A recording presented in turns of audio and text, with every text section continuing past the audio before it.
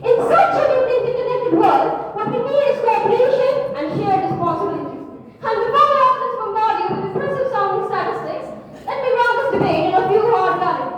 According to World Bank data, the share of global trade in global GDP was around 59% in 2023. And if we talk about India itself, it was around 46%, which is again a huge number. Millions of jobs in sectors like IT services, pharmaceuticals, and agriculture depend on global markets. Now, I often speak up with a few success stories of countries that claim to be rising to economic nationalism. But there's a big difference between strategic self-reliance and shutting yourself off from the world. If extreme economic nationalism was such a great path to spend, then countries like North Korea should have models of prosperity about all.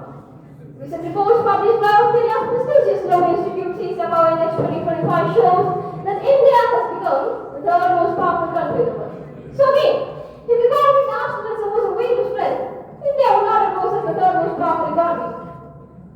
And before,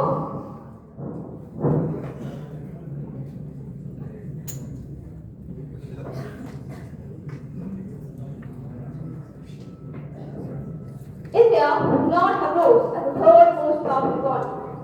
And before China just thrown into the soil as the ultimate example, let's pause for a reality check. Has China started importing critical resources?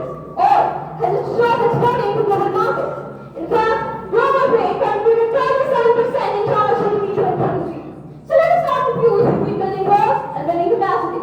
One is strength and the other is fear or step aspiration. Economic nationalism is an aggressive belief that is never leaving disguised as patriotism.